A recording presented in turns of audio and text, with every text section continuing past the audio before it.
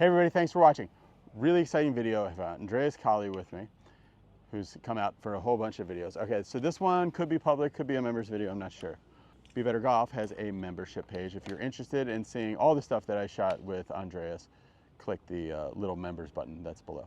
Okay, so I wanted to ask you, Andreas, because I didn't know, I've been following your stuff on Instagram for a while. Andreas has like 150 or something thousand Instagram followers, and I've been watching all these swings. The swings look really good. Every once in a while I would see a swing with like this kind of open box finish and they're like real tucked here, and I was like, what is that? And then I asked Hugh Marr, who's a mutual friend of ours, I said, does Andreas teach stack and tilt? And he was like, yeah, he does. And I was like, is it like modified? He was like, no, it's like just stack and tilt. So I wanted to get your opinion on what it was, because Stack and Tilt came out, it was really popular. Mike Weir did it, Charlie Wee, some guys had, Aaron Badley, some people had some big success with it. Then in the media, JJ Henry, Alex Chaka, Bill Lundy. Okay, yeah, a lot of guys had success with it. Dean Wilson. Mm-hmm. And then in the media, at least, and then in a lot of people's perception, was that at the same time Stack and Tilt came out, the TrackMan ball flight laws were also getting really popular. And people were saying that Stack and Tilt really hurts your driver numbers, and that in order to hit it good, you got to hit more up on it. And then Stack and Tilt really went away for quite a while. I've seen it a lot more recently, just in the last 2 years or so, but with some modifications, certainly like with driver. So first of all, though, beyond driver, like what is that what you teach, Stack and Tilt, or no, you do your own thing, or what do you? I coach golfers to play better golf. Okay. Gotcha. However, I have probably been an authorized instructor of Stack and Tilt for the last 12 years. Okay.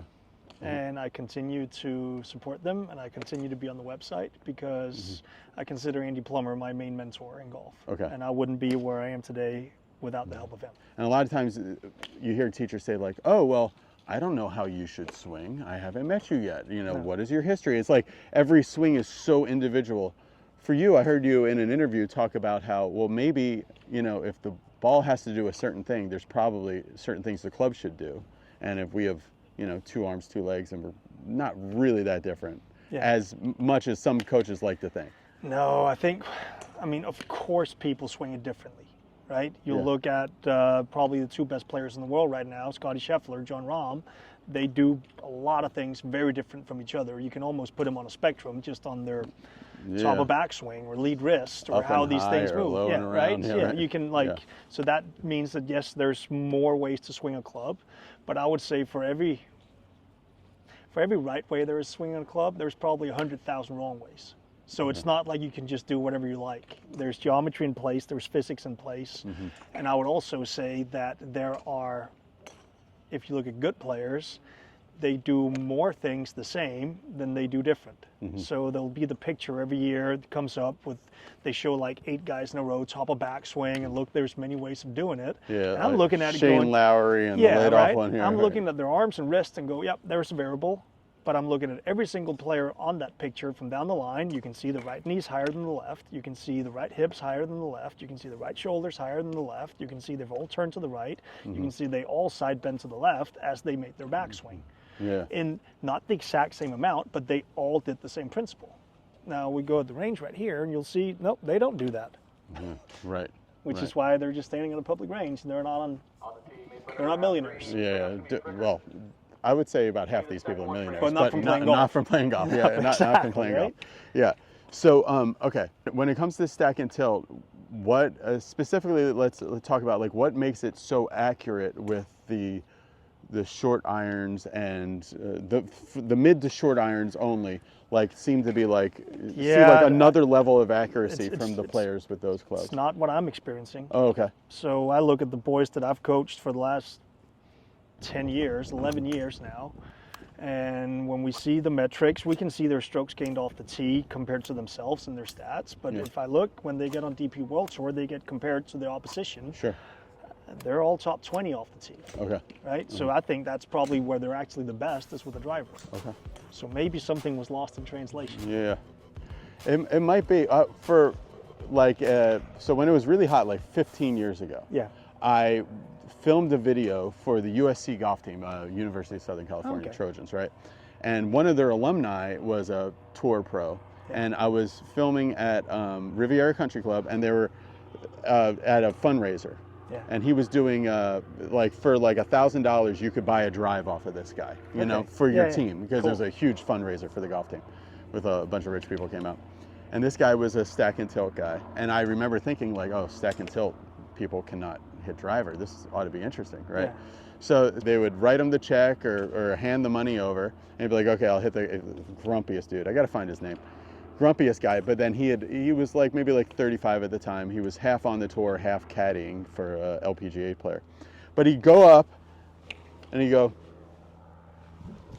like that, and he hit this high fade. It was like 310 yards. But I was out there with him for like 4 hours. Yeah. And he hit everyone just on a rope. Yeah. And he was just, it was like the same way that I would go and turn a doorknob.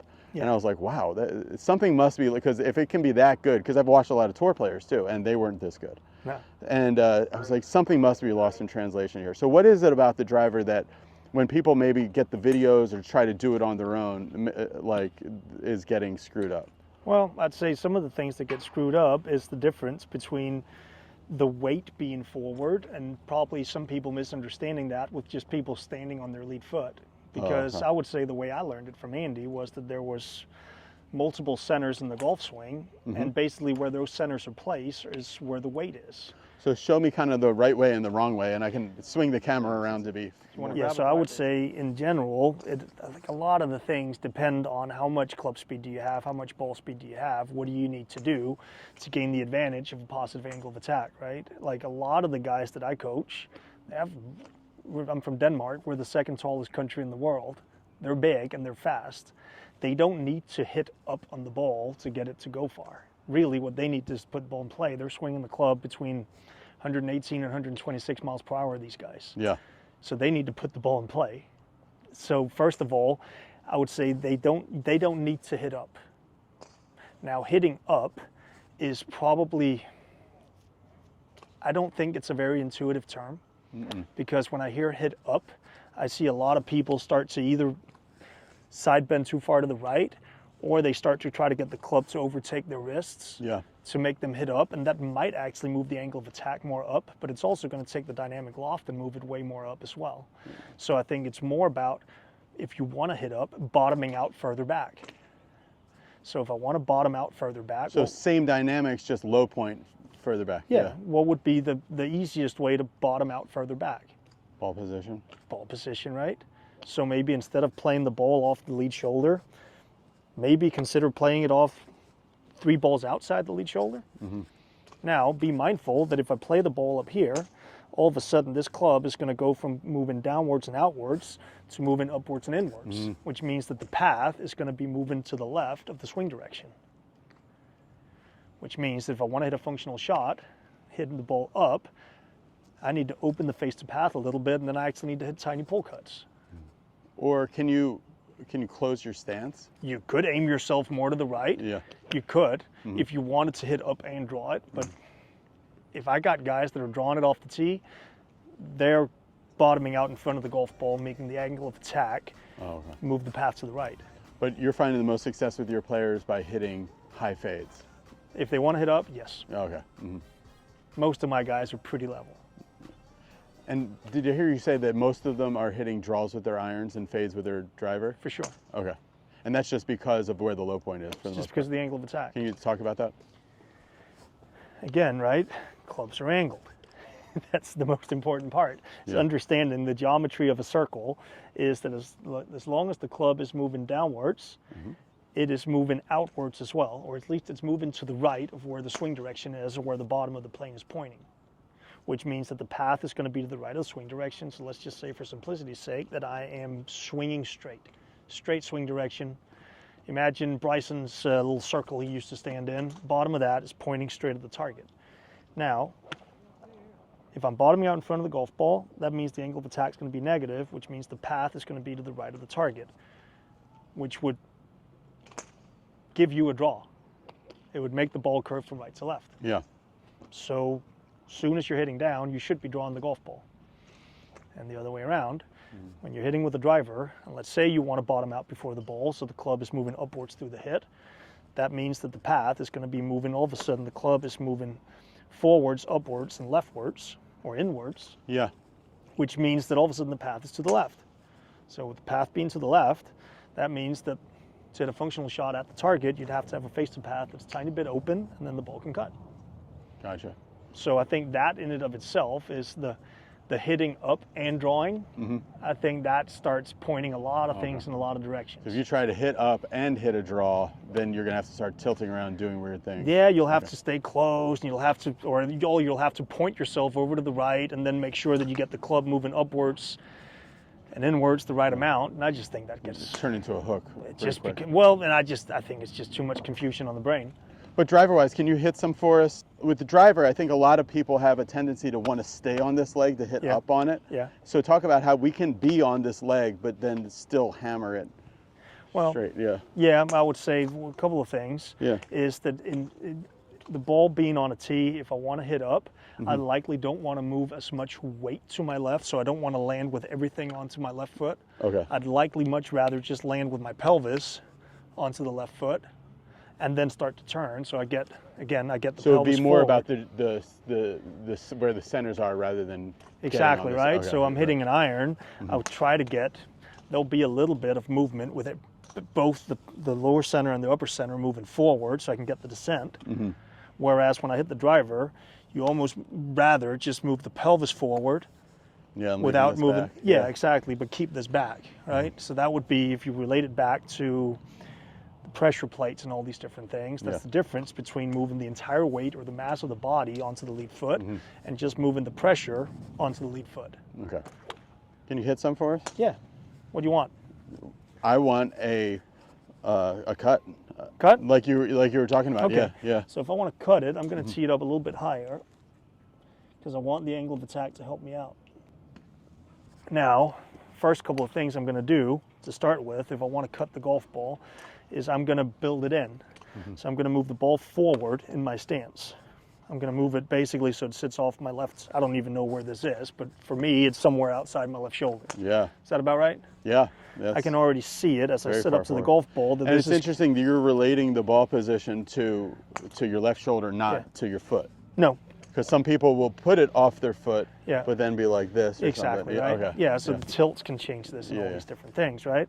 But if I sit up right here, I can already feel this thing cutting, and I can already feel the battle I'll have to make this thing draw. If it's going to draw, it's going to be a pull draw. I don't want it to draw. So I'm going to sit up right here, and I'm going to go.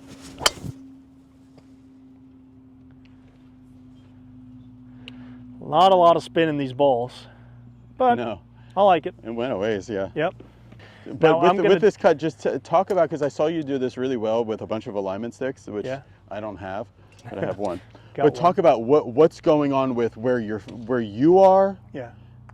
where the plane is, and then and where the direction of the club is going. Yeah. So really, in general, as I move this ball, let's just put the our target. Let's go that black and white stick out there. black and white stick. Let's see where is it?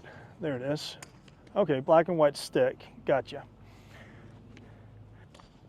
And then I'm just basically going to make sure that, for me, that I clear my left side, just so I don't end up moving the plane too far to the right. Okay. Yeah. But in my head, I'm going ball forward, handle back. So I've built in the fade, or the tiny pull fade, and then I'm going to clear my left side to make sure that I don't push fade it. Okay. So let's see. Here we go.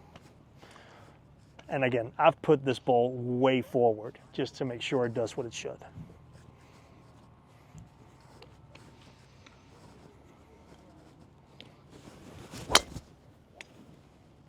Yeah, perfect. Right?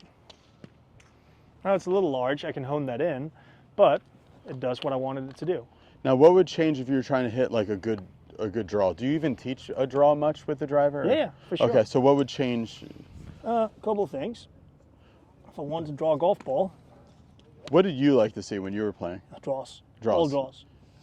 And I would just think, does that usually go around like it seems like more 6 feet and under is more like, or as they get even shorter than that, that's more draws, and the LPGA is draws. I don't know. But like the taller guys are fading, or no? I have no idea. Oh, okay. No, I don't see any. I don't.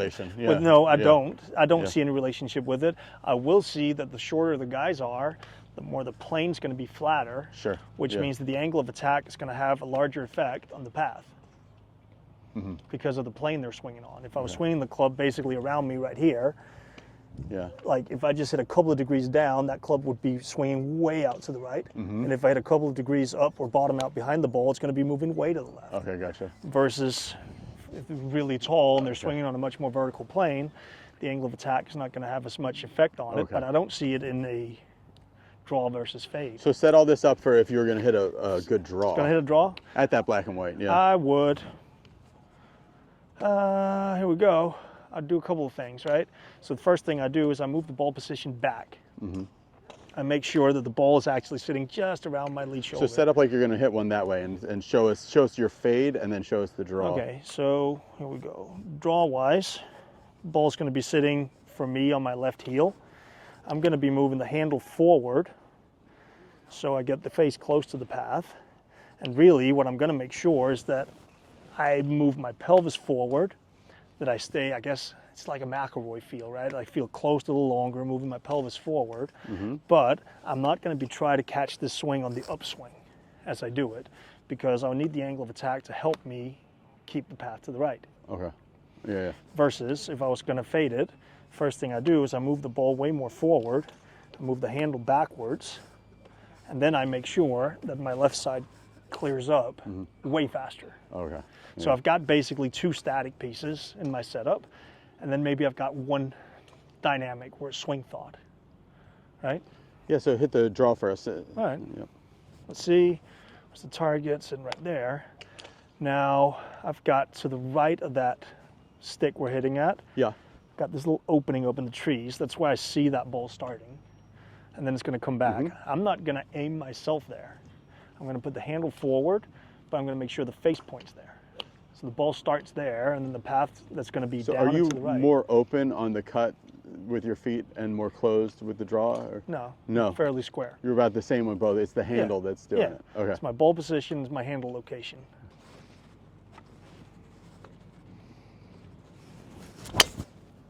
Oh yeah. A little heely. But Started where I wanted it. You guys started perfectly at that gap. Yeah, it did. Just didn't draw because Yeah, I it caught it could've off been the a ball. heel. Give me one more.